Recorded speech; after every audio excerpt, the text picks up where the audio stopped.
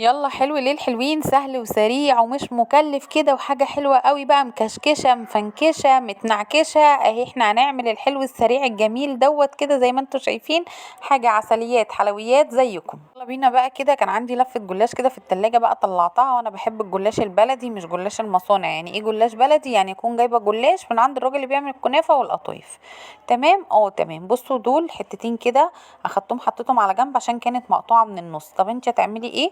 تقدري هنا تستعملي بورقة واحدة او تستعملي بورقتين. ماشي، انا هستعمل بورقتين او ورقة واحدة زي ما انت حابة، بس انا هستعمل بورقة واحدة. هحط كده سمنة كده على الوش زي ما انت شايفة كده.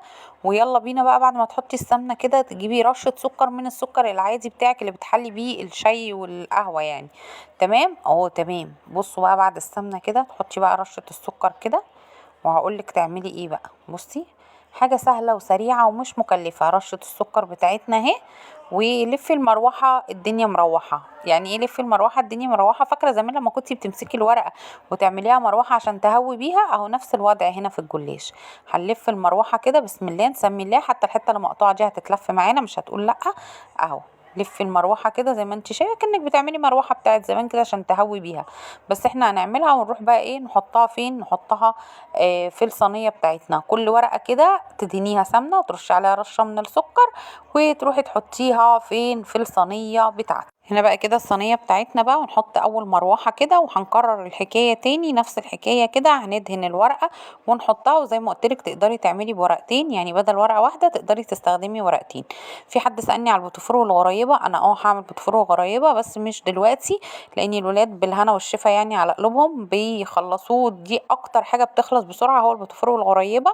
فهعمله كده ايه مثلا قبل الوقفة كده بيومين ولا حاجة علشان خاطر نلاقي حاجة نقدمها للضيوف طبعا في العيد. كل سنة وانتوا طيبين وبالعيد يا رب متهنيين.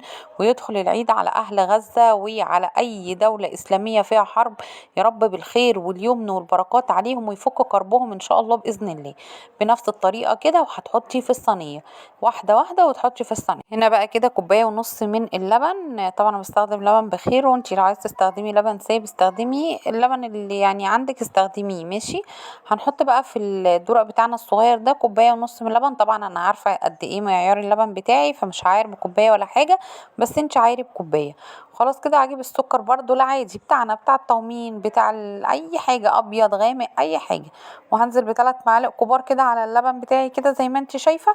وهنجيب بقى ايه معلقتين من كاستر الفانيليا او بودنج الفانيليا. حلو جدا جدا مع الجلاش. بيديله لون وبيديله طعم حلو قوي. بيديله اللون اللي هو الذهبي اللي انت شفتيه دوت وبيديله طعم حلو قوي قوي. واقلب بقى كل الخليط ده كده كويس جدا في قلب بعضه كده.